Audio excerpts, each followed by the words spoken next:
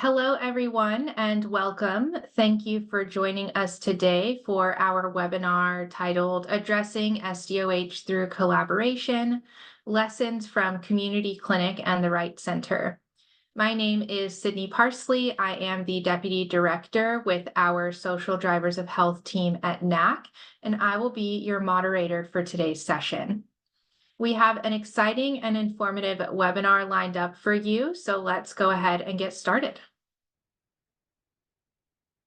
Before we dive into our main content, I would like to go over a few housekeeping rules to ensure a smooth experience for everyone. First, slides will be shared after the webinar. I would also like to note that this webinar is being recorded and will be available for replay later. All participants are in listen-only mode to avoid background noise, but should you have any questions during the presentation, please feel free to type them into the Q&A located on your screen. We will address as many questions as possible during the Q&A portion of the session at the end. And if you experience any technical issues throughout the webinar, please use the chat feature and send a message to myself, and I will be happy to assist you. We have three main learning objectives for today. The first is to understand the importance of integrating community voice. The second is going to be to describe how human-centered design principles can be applied to cross-sector partnerships.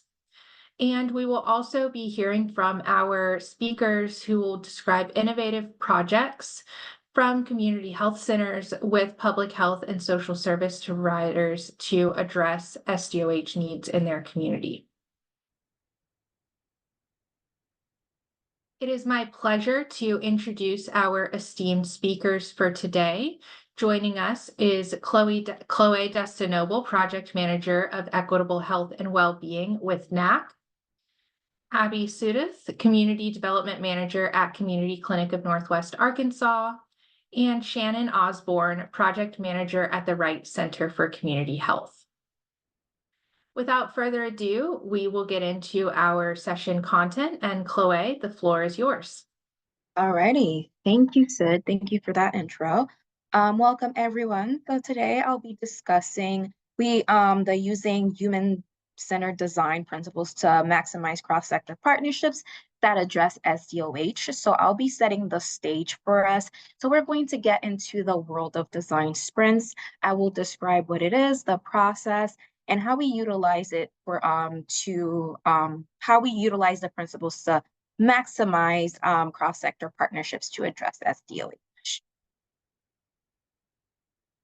Alrighty, so in terms of how we came about with selecting this design sprint experience, our overall guiding why and how that corresponded to launching the design sprints is that with COVID-19 pandemic and the racial reckoning after George Floyd's murder, the role of structural racism and discrimination and poor health outcomes has been thrusted to the forefront of health equity efforts. Health centers have been addressing the social needs by collecting data, but now health centers are stretching beyond meeting the needs of individual patients through utilizing data to inform upstream efforts to change the systems that create poor health outcomes. So many health centers are developing or enhancing cross-sector partnerships to leverage the needs of their patients in community-wide initiatives. So while we recognize the need for cross-sector collaborative efforts between community health centers and their social service partners, we also became aware that in these relationships, community voice must be incorporated for relationship sustainability. So community voice or community engagement can be defined in many ways, such as working collaboratively with respect to issues affecting well-being, having shared decision-making, accountability, and community agency, as well as are working with community members or organizations, to build awareness, gain insights, develop community capacity. So our speakers today, Abbie and Shannon, will be getting a little bit into that in terms of their relationship building and providing you some real life examples of this. All right, so in terms of the whole design sprint concept, this concept actually comes from the Stanford D School. We chose this model because of because of the concrete concepts and that it has a it was short and focused, excuse me. Design sprints is the process of using human-centered design approach to rapidly explore a problem, design possible solutions, and develop an actionable project plan. Our focus for using the human-centered design principles was to build the cross-sector partnerships, specifically with community health centers and their social service or CBO partners to address a social need within their community.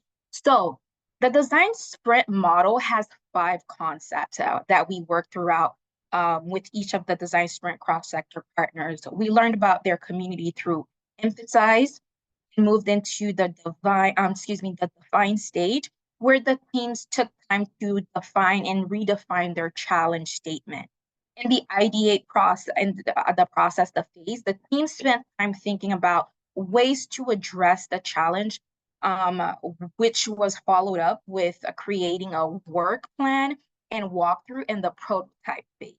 The last phase was the test, which each team went back to their organizations and community to work on their work plan and the next steps. So later on, again, you will hear from community clinic as well as the Wright Center, who will share some of their stories and experiences throughout these phases. All right. So the overall goal of the design sprints is to generate and test concrete ideas for building cross-sector partnerships to address social drivers of health needs, build an energetic and knowledgeable partnership around the goal of serving the community, specifically form a foundation for health centers to build and maintain strong relationships with with local, state, regional, and national partners to better address structural inequities and racism, as well as foster a mindset of creativity, resourcefulness, and experimentation amongst organizations and partners, specifically support health centers in developing collaborative plans that advance health equity and address the impacts of structural racism from patient engagement through the payment and policy levels, and as well as share. So share and learn, we kind of put them together where it's to share and learn concrete design sprint tools that could be used with the organizations and cross-sector partnerships that participated in the design sprint. So some of the 3 big components of in terms of our goals was to build, foster, and learn. All right. So in terms of the whole design sprint workshop, we conducted virtual design sprint cohorts. So as I stated earlier, this was in the time of COVID. So we had to get creative. As much as we wanted to be at the health centers and on site with these health centers, we actually had to do so virtually because of the timing in terms of how we came about this. So catering to different impact levels. Each level included a comprehensive 2-day interactive workshop that goes into the 5 core components of the design sprint. We utilize Zoom to host these sessions, as well as for clear communication and mural boards for collaborative brainstorming. So to the right, you'll actually see the actual mural board that Community Clinic and the Wright Center utilized throughout the process. So this is where they were jotting their ideas. This is where they were going through each phase. You'll see the colorful sticky notes. So it was a lot of brainstorming. The pink one is actually my team, the Community Clinic. So I was able to serve as a coach for them. So I'm really proud of that. And I'm so really excited to hear from them as well today.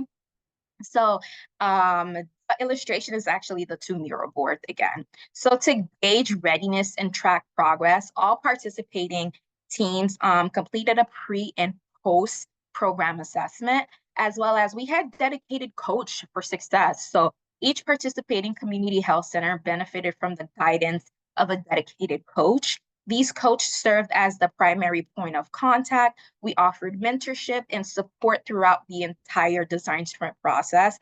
We met with them monthly over 7 months to understand their process identify any roadblocks, and actively encourage peer-to-peer learning within the program. So as coaches, it was for us to ask the questions as well as get them to actually come to some of the ideas that they were asking those critical thinking questions, putting things together, finding common themes, bringing everyone together, whether it's additional support that they needed. That's what we did as I served as a coach for these teams. So this is basically a project overview of the design sprint experience. So you'll see between the months of April through October, these health centers were really dedicated. So from May to September, from April to October, we ran the virtual design sprint. But in April, we had like our pre-assessment and kickoff session. And then, so you'll notice between May to September, you'll notice like these 5-hour blocks. And that's the 2-day interactive workshop for each level that actually discussed. So for the patient and family level, we had 2-day sessions where we went through the whole design sprint experience for those 5 components that we talked about earlier. And then we went into the care team level, and then we went to organizational level, the community level, and then the policy and payment level to wrap it up. And then we concluded the program with a celebratory reflection session. Teams shared their design sprint journeys, partnership experiences, and future plans through the storytelling and community discussions. So that was basically the project overview for that 7-month period. So now that brings us here in terms of the common things that we saw, recognizing their unique understanding of local needs. Each community health center entered the Design Sprint program with a specific community challenge in mind. These challenges often focused on supporting specific population, addressing the needs of older adults, individuals with complex medical needs, or other facing particular challenges, prioritizing health and social needs, identifying and tackling crucial health and social need issues within their communities, as well as enhancing SDOH identification intervention. So building infrastructure, visibility, and streamlined workflows for better detection and management of social drivers of health within their communities.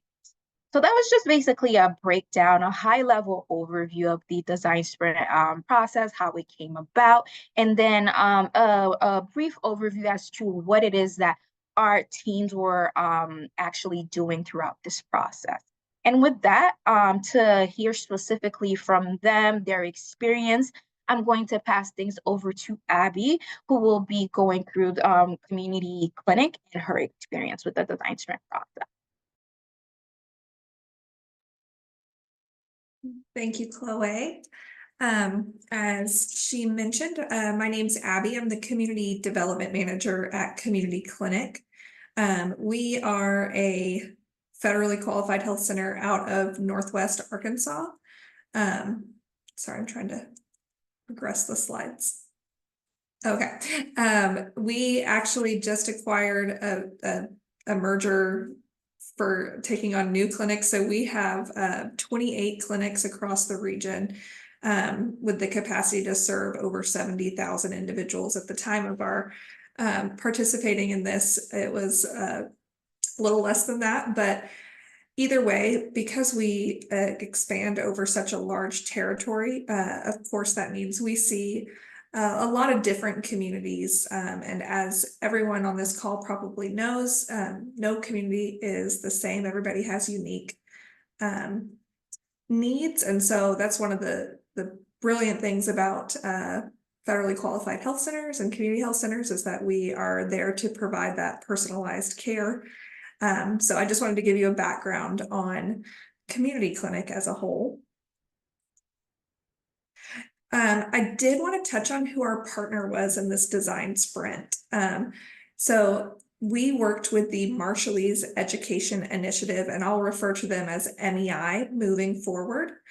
I don't know how many people on this call are familiar with the Marshallese population from the Republic of Marshall Islands in the Pacific Ocean, the atolls. But I wanted to share about our partner since they're not here today to talk about what they do, and then give you a little brief background over the community that we centered our design around to see how we could address their needs. So you can read on the screen all of the information here, but they essentially represent and provide educational programming to help those in Northwest Arkansas become more culturally competent, learn more, and provide historical awareness of the Marshallese people, of which in Northwest Arkansas, we are home to the largest population outside of the Marshall Islands themselves. And so that brings a lot of, again, unique needs that need to be addressed in a very competent, specific way, in which we couldn't do at community clinic without specific partners like MEI. So just a broad overview, because I think it will make a lot more sense as to what kind of we centered everything around to understand who the Marshallese population are consisting of. So in Northwest Arkansas in 2023, it's estimated about 15,000 Marshallese residents in the area. A lot of individuals are drawn here for a lot of the work opportunities, but you can see here on this little timeline to explain how they came from the Marshall Islands to Northwest Arkansas. And I acknowledge that I am not a part of this community, so I do my very best to explain this, and I invite everyone here to do some research on this population as well. But those islands were a site used for detonating nuclear weapons to test them during World War II. And in 1986, we at the United States created COFA, the Compact of Free Association, so that Marshallese populations can travel freely between the US and the Marshall Islands. Some interesting research has come from this community to explain that the Marshallese population have some of the highest rates per population of type 2 diabetes and other chronic diseases that require very close management if you don't have the resources to manage for yourself. And in 2021, legislation was passed to allow Marshallese residents to become eligible for Medicaid decades after they were invited to live, work, pay taxes here in the US.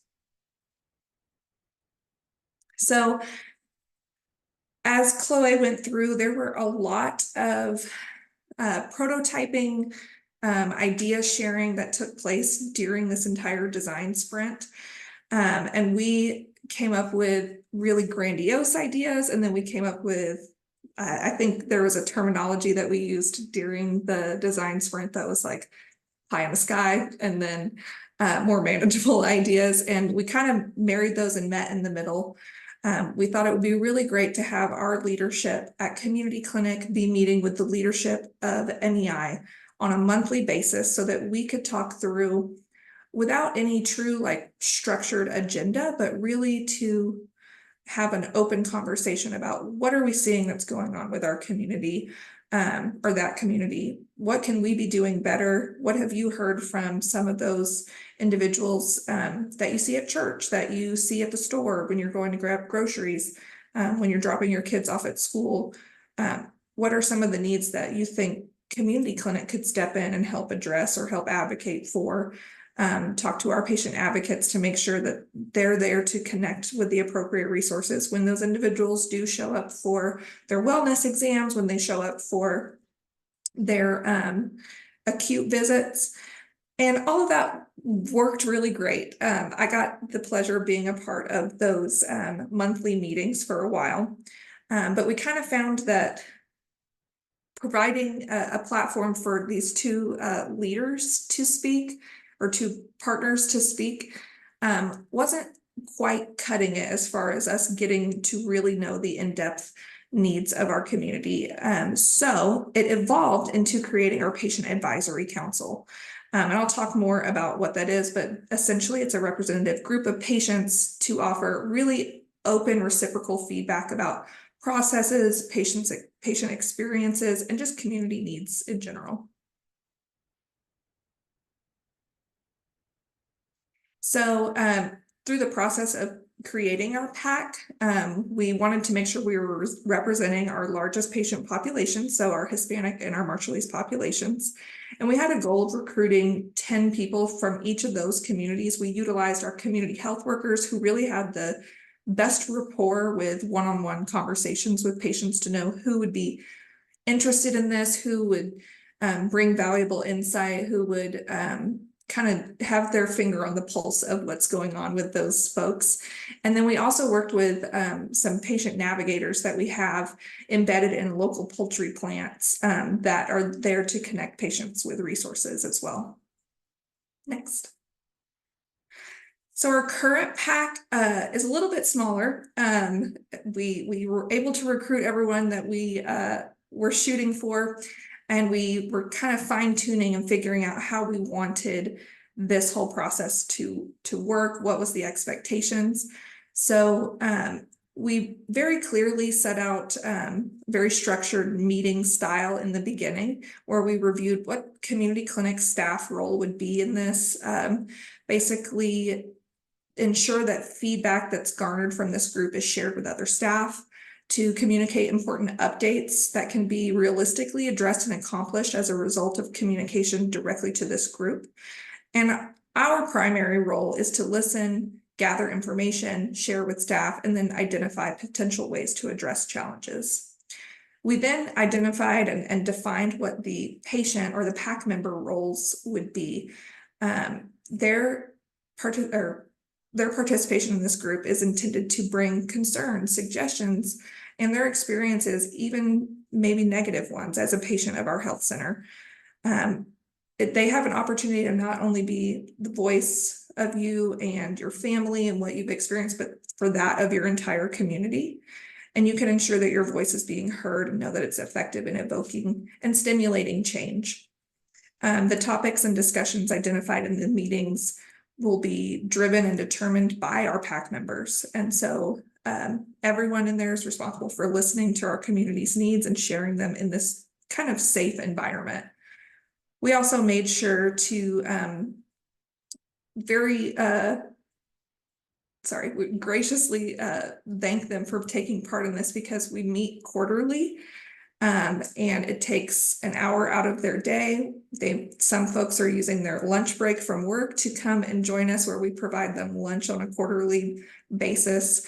And I think it's a really unique experience that individuals of a health center probably didn't know that they were going to be given a platform to speak on. If you'll go to the next slide. So the benefits of being able to offer this PAC to all of our patients and those representing those communities, it really creates a safe place to provide communication and feedback between health center and community representation. As I mentioned before, we kind of got down to a smaller number of dedicated members, but that group is still going strong to this day, meeting quarterly. And it's led by many of our special programs coordinators, who have actually built the rapport with these patients more so than myself if I went in there. Additionally, because they're offered in the language that is spoken by those communities, it wouldn't be appropriate for me to be leading those. So it really gives an opportunity for leadership among other staff members. And then some practice changes at Community Clinic as a result of this was the creation of our Marshallese Staff Advisory Committee, our Hispanic and Latino Staff Advisory Committee, which meets monthly to speak between leadership and process kind of evaluation, and just hear from our staff that's seeing patients face to face. Next. So essentially, the Patient Advisory Committee intends to be a low-cost, sustainable result of our participation in this design sprint, and I'm happy to share all of our materials for how we created this, how we recruited, and answer any questions you might have. Thanks. Oh, I'm going to turn this over to Shannon. Sorry, Shannon. That's okay. Good morning, everyone. My name is Shannon Osborne. I'm a project manager at the Wright Center for Community Health.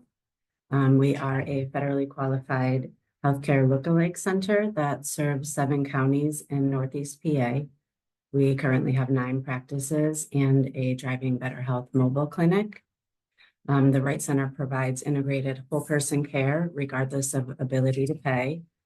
And we offer primary care from birth across the lifetime, integrated behavioral health, Ryan White HIV/AIDS clinic, an opioid use center of excellence, as well as an Alzheimer dementia unit. Next slide, please. We actually had the opportunity to participate in 2 different design sprints. So I'll give a brief overview of those 2 projects and what the current state is with both of them. The first was a design sprint that was centered around our senior population. We had 3 amazing partners: the Lackawanna County Area Agency on Aging, Telespond Senior Services, and our local United Way of Lackawanna and Wayne counties. Next slide, please. Coming into the design sprint, we were already working to address some challenges that our senior population was facing, especially senior isolation. The COVID pandemic, when this first one happened, had really exacerbated senior isolation because the things that they were normally doing out in the community, they were no longer able to do.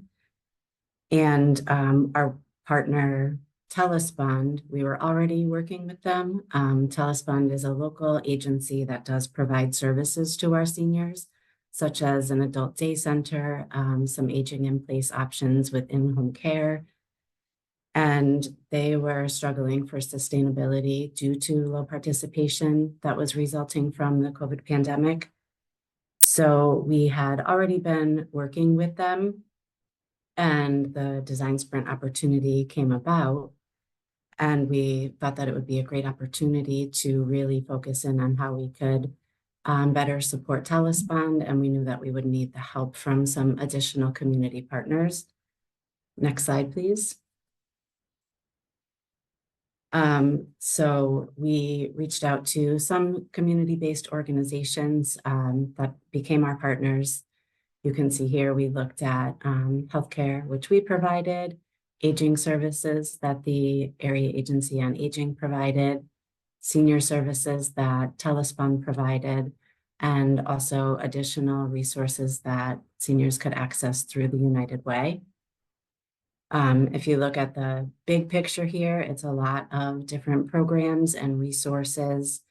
The primary care, Alzheimer dementia unit by the Wright Center, Telespond with the adult daycare and senior companion program. The aging office offers the adult protective services, aging in place services, home delivered meals. And then the United Way has multiple services that include the RSVP volunteer program and the Gift of Warmth program. And that's just a few of the programs and services that were available to the seniors.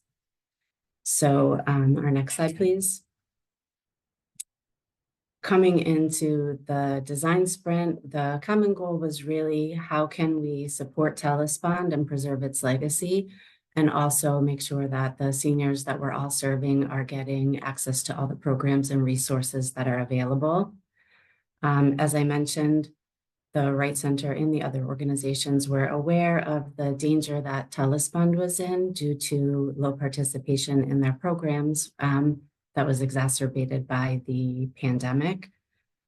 So we already at the Wright Center had a grant that was awarded through a local foundation, the All One Foundation, to support the transformation of Telespond and expand the services that already existed to seniors and caregivers. And we were working with them on that. But the design sprint gave us a perfect opportunity to get all of the stakeholders at the table so that we could brainstorm together on how we could more effectively serve seniors while also supporting the legacy of Telespond. They're a longstanding community-based organization and will be celebrating their 50th anniversary this year. So it's not something that the community wanted to lose. The design sprint gave us the opportunity to get everyone at the table in a neutral playing field to brainstorm solutions. There were some misconceptions that the Wright Center and the other partners were looking to run or take over Telespond, which was not anyone's intent at all. We just wanted to figure out how to elevate them and make sure that they could remain as a resource to our senior population. So our experience in the design sprint was amazing because it just had Eureka was our coach through the design sprint, and she was able to facilitate the conversations. There was no threat of anyone trying to tell the other organizations what to do. It was just really an opportunity to get all of the ideas out there and see what we could do that was actually like a tangible takeaway from the design sprint.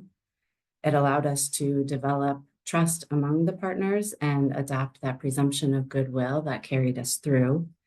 We were able to identify our shared priorities and cross-sector gaps in services so that we could see what the biggest needs were and find a way to address them.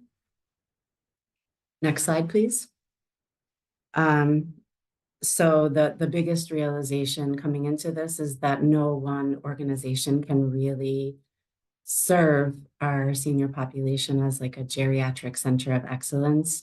We needed our partners, and our partners also needed us to be able to have a whole person model for the senior population. The design sprint did allow us to have that shared accountability so that we could address the complex social problems that face our seniors, while we as a health center are able to handle the health issues that they're also having. It did allow us to have clear swim lanes so that we aren't duplicating services and could also easily identify service gaps. We were able to optimize the scarce resources that were available, especially throughout the pandemic.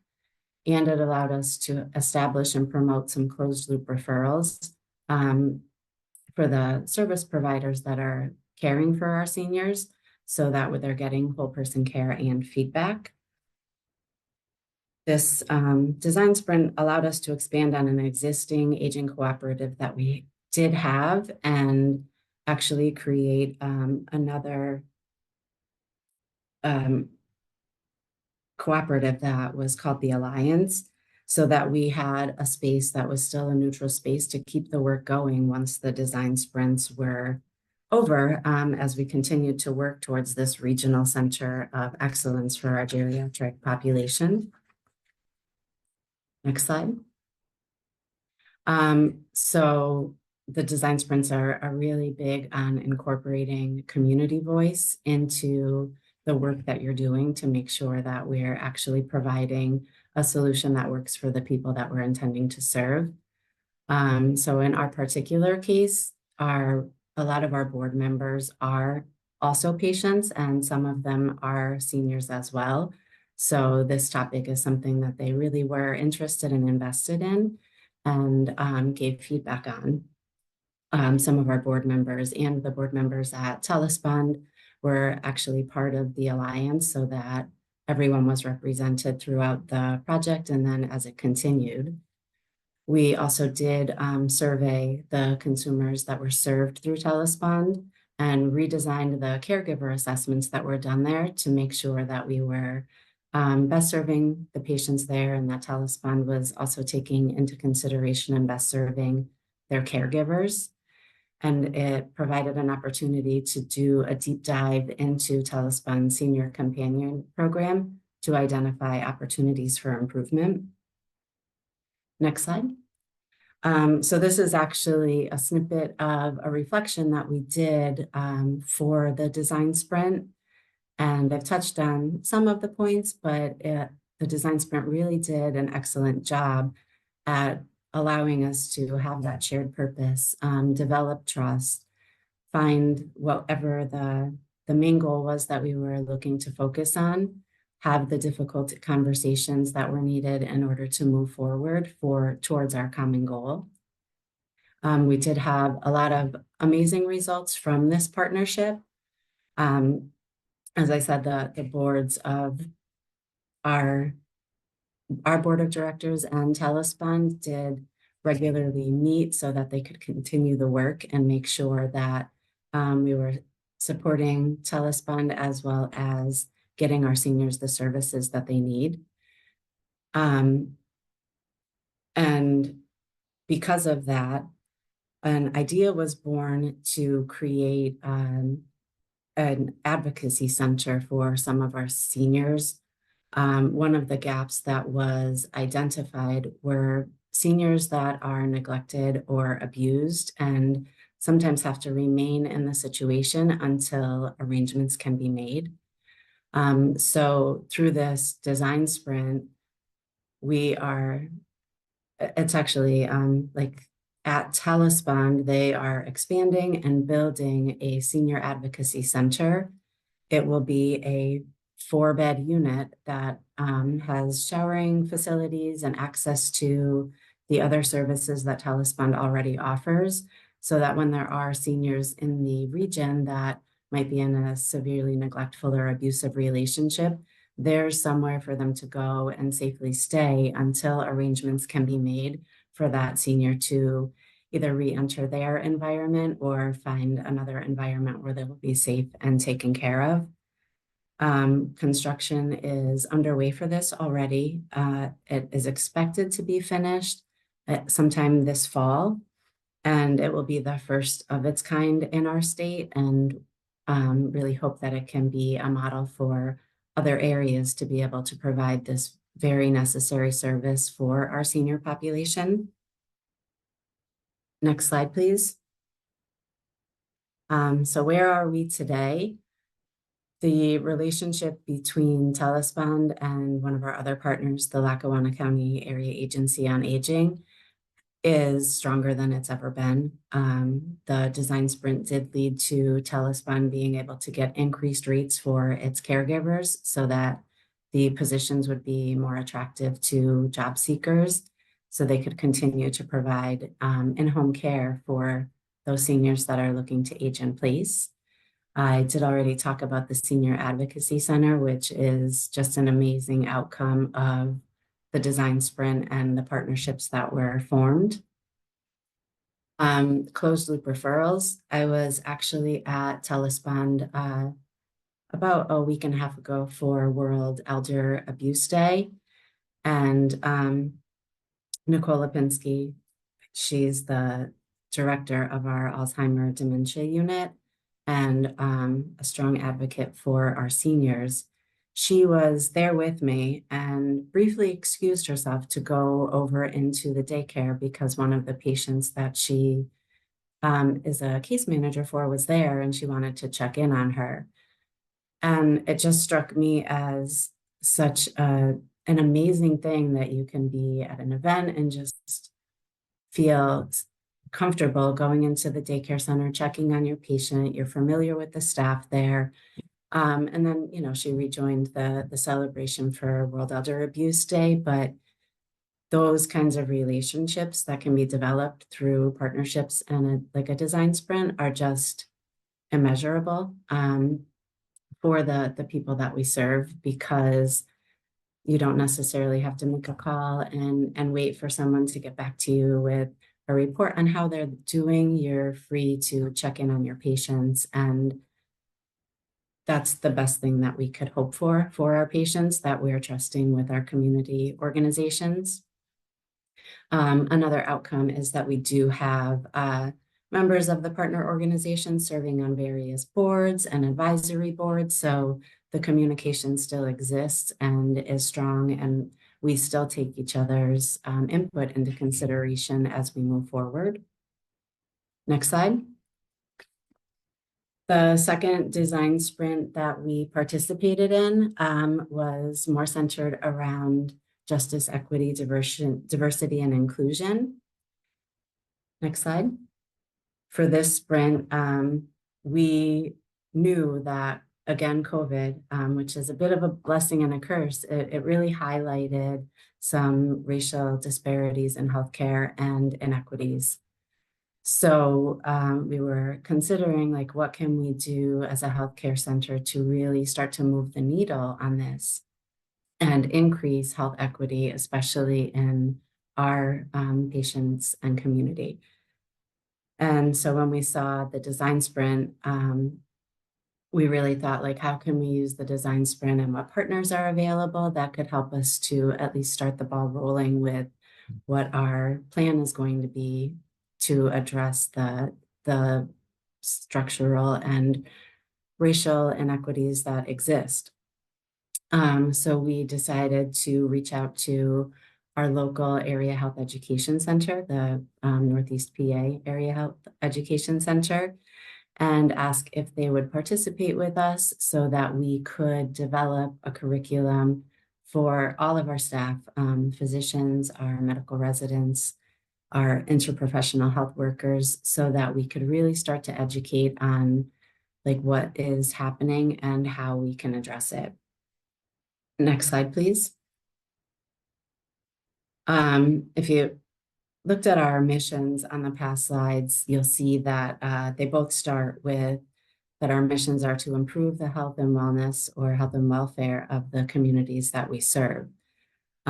So knowing that we are starting out with a mission-aligned partner and we have a shared vision across both organizations to develop a training to address the racial inequities, we really started out with a strong foundation. We do know that anything that we're going to do related to JEDI, it's going to start with education and really helping people to see what implicit bias looks like and how we are treating our patients, and we may even be responding to them based on things that we don't understand because they're ingrained in something that we may have been taught as a child. So it's not even a conscious thought. So we were looking at how can we see how this is playing out in our health centers. So we decided to take a peek at some of the data that might indicate where we are, namely our social determinants of health and demographic data. And we did recognize that we could use some improvement in collecting the data to make sure that we have comprehensive demographic and SDOH data on all of our patients, or as many as possible. And we also did include community voice, talked to some of our patient board members and looked at patient feedback from the surveys that go out after their visits, and really tried to look at where we are. And going into it, we knew we would need some work. This is something that has been a known issue, but was really highlighted through the pandemic. So it would be more surprising if we were already doing a great job. So we expected that we would see some room for improvement in our demographics and how we're doing. And now we are continually focused on how can we do better with having these demographics answered and complete and correct. And same thing with our SDOH. And the last thing that we did was really examine how we will take this product that we create and sustain it in the future. Next slide, please. So part one of our mission was accomplished. We do have a training for our staff that really focuses on a couple of different things. Cultural competency was the norm, and we did that training every year with our yearly trainings. And cultural competency was a great first step that healthcare organizations and other organizations did look at as a way to offer equality and equity in whatever our services were. But with COVID and seeing how patients are really affected, we realized that cultural competency really isn't enough. There's too much to be learned in any one training. You can see like some of the different cultural differences and maybe what to be aware of, but the understanding is that one person could fit into several different cultural groups. So just because you have a little cultural competency on one doesn't mean that it necessarily applies to all of the groups that the individual belongs to. Cultural humility, on the other hand, is recognizing a couple different things, that we all have our implicit biases. So the first step is kind of a self-reflection to see where you stand, and then begin to make a commitment, a lifelong commitment actually, to understanding yourself and then understanding how you interact with others because of things that you may implicitly have in your interactions with people. Cultural competency really requires this commitment to staying curious and looking at each individual as an individual and trying to remove anything that you may assume based on something else that you've learned, because each individual is different and their experience will be different in whichever culture they are belonging to. Our training does include the difference between cultural competency and cultural humility, and how you might start to really do that necessary self-reflection so that you can learn how to unlearn the things that might already be part of you, and then commit to staying curious and learning for as long as you are interacting with other people. We're shifting towards cultural humility, showing the difference between equality and equity. My favorite part of the training, which we really spent a lot of time talking about how this particular training should be an in-person training, because it's not just facts that we're memorizing, it's cultural concepts that, the activities can really help people to understand a little better. The privilege walk activity, which is my favorite, where you have the participants stand in a line and ask questions to kind of see what privileges they may have had or what privileges they may not have had throughout life, which can really be impactful on seeing why different people might have different health outcomes or different socioeconomic outcomes. Really impactful. And then the other thing that we focus on in the training is implicit bias. In total transparency, this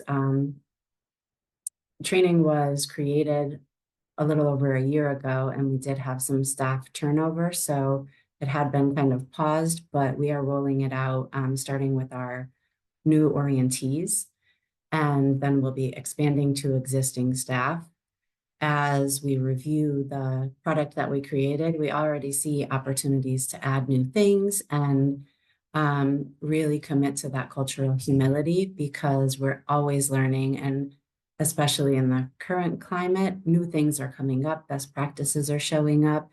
So when you are training for something like healthcare equity, I highly recommend that we look at it and continually assess it. I mean, maybe yearly when we're rolling out the trainings, like, hey, what's new that we can take out of this or add into it to make sure that we are staying up to date on whatever the best practices and newest learnings are.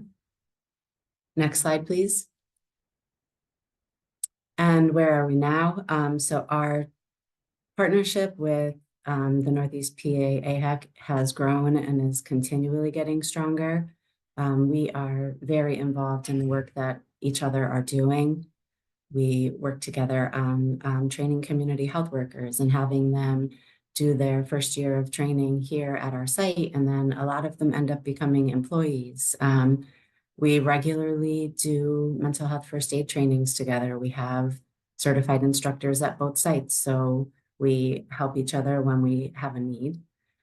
As I mentioned before, we're committed to regularly reviewing the training and updating it as necessary. And we are continually assessing the accuracy of the way that we collect our SDOH and demographic data, and are always looking for new ways to improve. And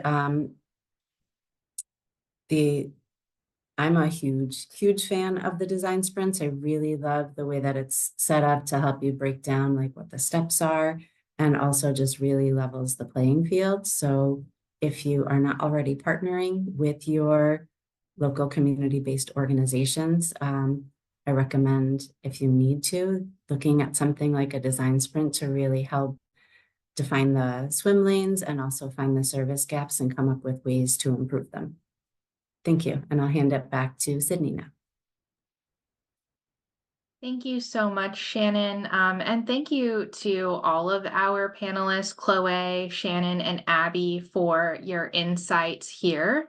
So we do have about 10 minutes remaining, and we're going to get into the Q&A portion of our session. So with that, we've had a few questions come in the Q&A.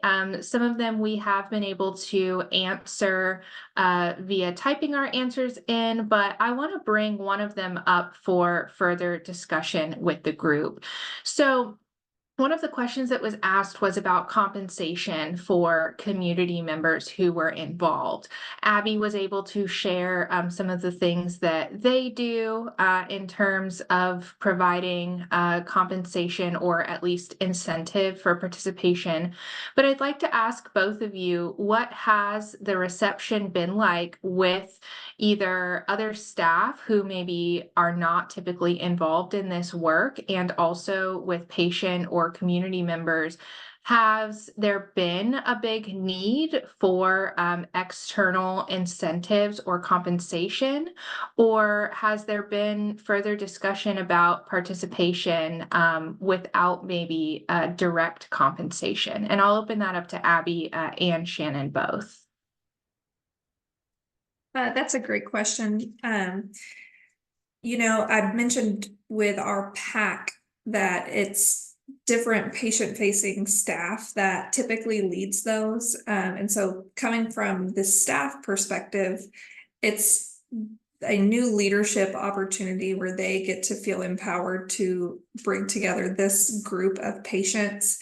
And so we haven't received any feedback from staff regarding that. However, I can state that our PAC members that have consistently been coming for over a year now to these meetings really value the opportunity to build a community within Community Clinic's PAC, and also be given a platform to speak from. I think that is kind of one of the things we discussed when we initially started it and through the recruitment process, that it was just an opportunity for you to speak on behalf of your community. And so while I'm sure compensation would be greatly appreciated, it's not always feasible for us to do this. But again, I believe the participation from our PAC members, it wasn't with the expectation of that, if that makes sense. Yeah, absolutely. Great insight. So our next question is, what data metrics have you all been using to check progress? And again, I'll open this up to both of you. What have you been using to evaluate success among these projects?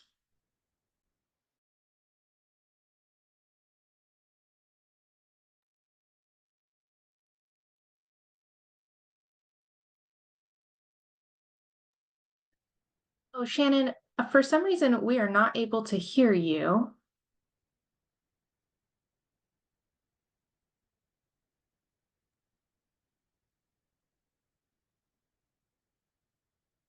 Unfortunately, we still can't hear you, but if you want to work on getting that connected and or provide an answer in the chat or the Q&A, please feel free to do so.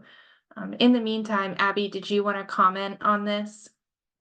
Yeah, so we have done some like brief qualitative data collection from those participating, and the level of participation from our community members and patients in this, it's voluntary, it's a commitment of just a year being a part of it, but we've had many of our members continue with us continue to come back. We actually have one member who comes by our office quite frequently to come and speak with our special programs coordinator because they've built such a great rapport. And so a lot of it has been more qualitative and more informal.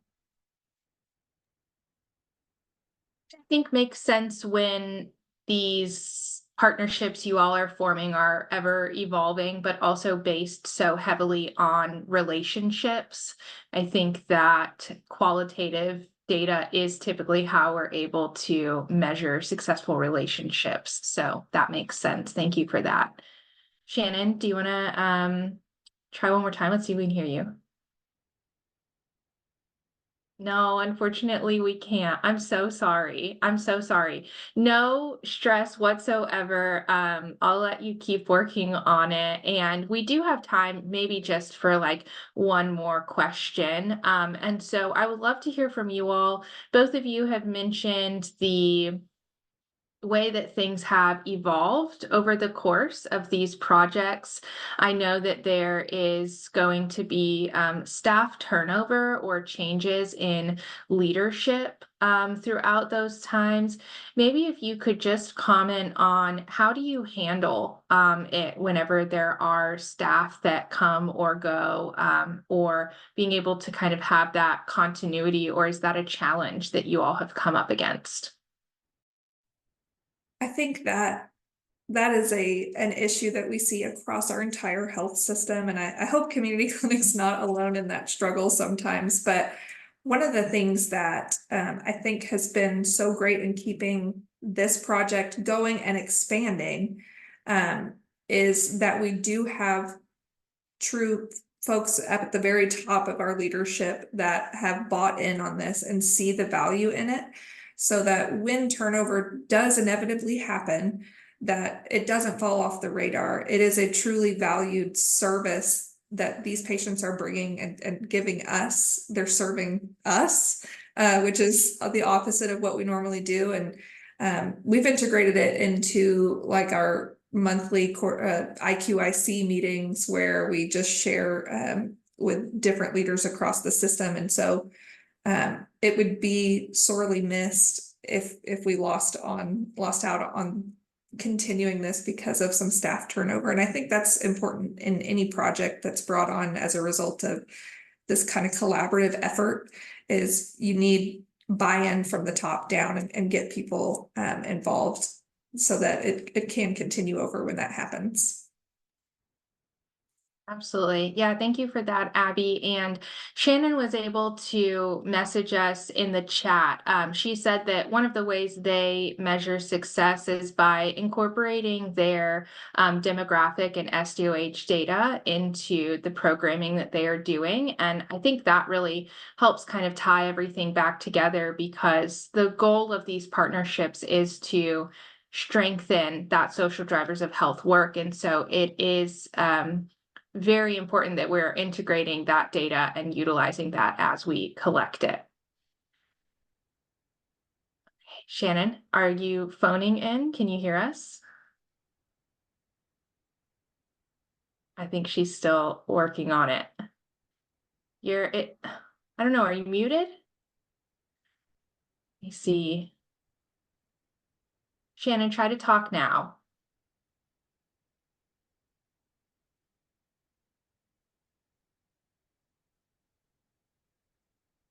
You hear me? We can hear you. We got you. I